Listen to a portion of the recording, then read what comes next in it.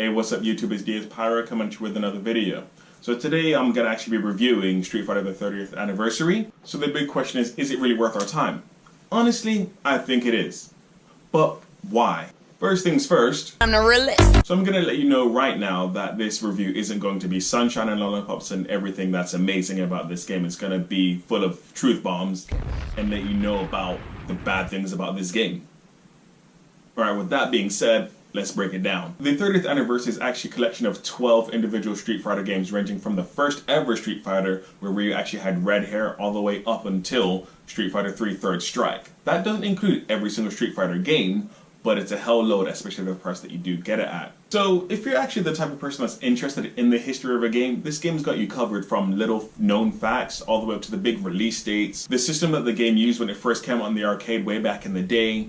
And included in those release dates, it actually has little things like Puzzle Fighter, things that aren't part of the main Street Fighter roster. So it's nice that they've actually included that in the anniversary itself, because it is a celebration of Street Fighter. Along with the history about the game, you've actually got the history of the music. Well, not so much as the history, but more you've got the choice to play the songs from each individual game in all of its original glory when you go to the music selection screen in the options screen, which is really cool. One little touch that I did really like in this game is the filters that they've got. So you can go from the arcade filter, which is personally my favorite. So it's even got the scan lines for your TV like you would have done back in the day when you originally would have been playing Street Fighter, but it also has polished graphics as well. So that definitely was a lot of positives. So what's actually wrong with this game? The user interface isn't really, I don't really like it. It's a bit awkward for someone that's fresh just jumping into the game. You have to get used to it a little bit. There's weird loading screens in the middle of it as well. When you first get into the game, you pick, say you want to go offline and do some training.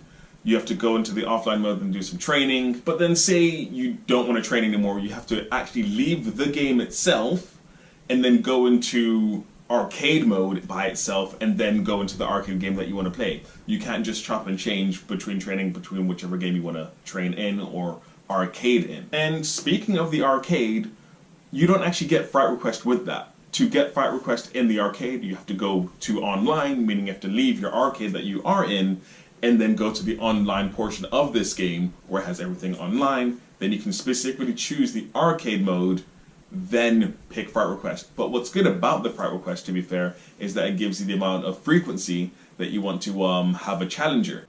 And actually, speaking of the online part of this game, the netcode on this game is actually really good. It's got the sweet rollback code, which is really good. It's the same thing that was used for a lot of Capcom fighting games, including Street Fighter 3 Third Strike HD Edition. You can only use 4 games online. So that's the final versions of these games. So that's Street Fighter 2, Super Street Fighter 2 Turbo, Street Fighter 3 Alpha, and Street Fighter 3 Third Strike.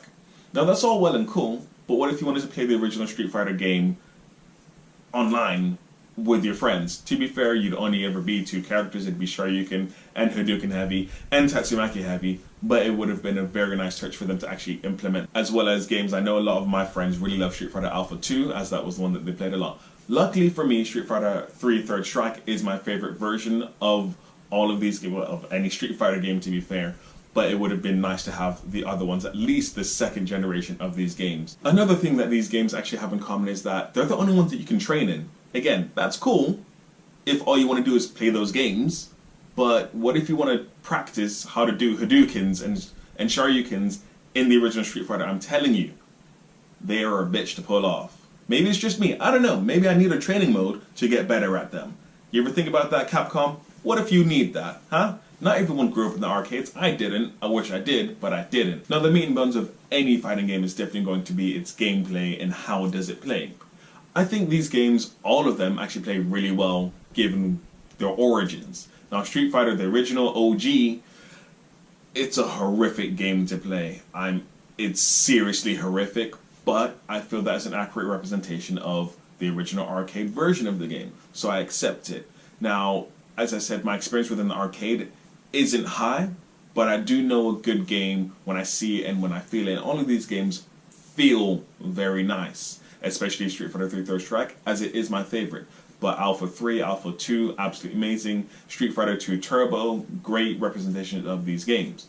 However, my main issue with this game, apart from only being able to play the final versions online, is that if you're in a lobby and say you're playing Street Fighter Alpha 3, and you just finished a round, it'll take you back to the game selection screen. So you can have 4 versions of the game, but instead of going back to the character select screen, it takes you back to the game select screen, which is something I found really annoying and a bit intrusive of the gameplay experience that you get and that arcade feel of it, and I found that as a huge problem that interrupts the flow of the game. It's useful if you do want to change the game that you're in, so if you're playing Alpha 3, you can go to Street Fighter 2, but the majority of the time if you picked a game, you probably want to stick within that game. Now, do I think these are the best versions of these games? No, definitely not. Street Fighter 3 Third Strike and Street Fighter 2 Turbo both had remakes on the last generation of consoles. I personally find those to be the best versions of these games, but if you didn't have much time with these games before in the arcade, or you don't have access to those versions of the games, definitely I would suggest getting this at £21.